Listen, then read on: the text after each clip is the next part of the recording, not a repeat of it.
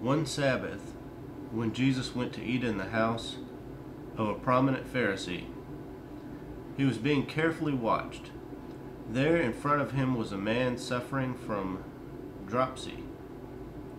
Jesus asked the Pharisee and experts in the law, "Is it lawful to heal on the Sabbath or not?" But they remained silent. So taking hold of the man, he healed him and sent him away. Then he asked them, "If one of you has a son or an ox that falls into a well on the Sabbath day, will you not immediately pull him out?" And they had nothing to say. When he noticed how the guests picked the places of honor at the table, he told them this parable. When someone invites you to a wedding feast, do not take the place of honor, for a person more distinguished than you may have been invited. If so, the host who invited both of you will come and say to you, "Give this man your seat."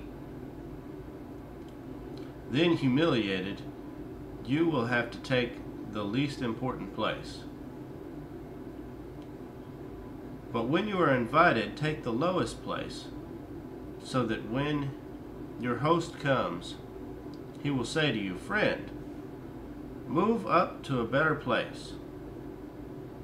Then you will be honored in the presence of all your fellow guests. For everyone who exalts himself will be humbled, and he who humbles himself will be exalted.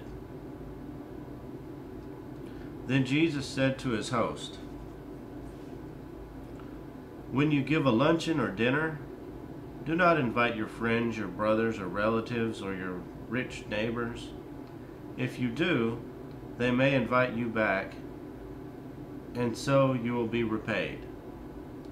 But when you give a banquet, invite the poor, the crippled, the lame, the blind, and you will be blessed. Although they cannot repay you, you will be repaid at the resurrection of the righteous." When one of those at the table with him heard this, he said to Jesus, "Blessed is the man who will eat at the feast of the kingdom of God." Jesus replied, "A certain man was preparing a great banquet and invited many guests. At the time of the banquet, he sent his servant to tell those who had been invited, 'Come, for everyone is now ready.' For everything is now ready.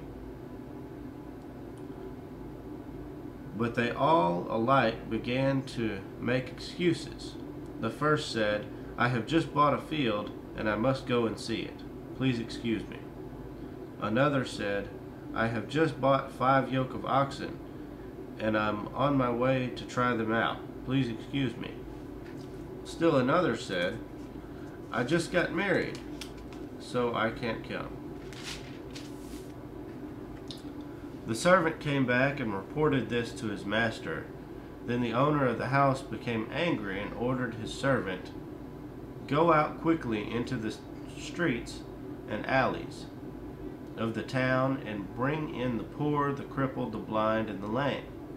'Sir,' the servant said, 'what you ordered has been done, but there is still room.' Then the master told his servant, 'Go out to the roads and country lanes, and make them come in, so that my house will be full. I tell you, not one of those men who were invited will get a taste of my banquet.'" Large crowds were traveling with Jesus, and turning to them, he said, "If anyone comes to me and does not hate his father and mother, his wife and children, his brothers and sisters, yes, even his own life, he cannot be my disciple. And anyone who does not carry his cross and follow me cannot be my disciple. Suppose one of you wants to build a tower. Will he not first sit down and estimate the cost to see if he has enough money to complete it? For if he lays the foundation and is not able to finish it, everyone who sees it will ridicule him, saying, "This fellow began to build and was not able to finish." Or suppose a king is about to go to war against another king. Will he not first sit down and consider whether he is able with 10,000 men to oppose the one coming against him with 20,000? If he is not able, he will send a delegation while the other is still a long way off, and will ask for terms of peace.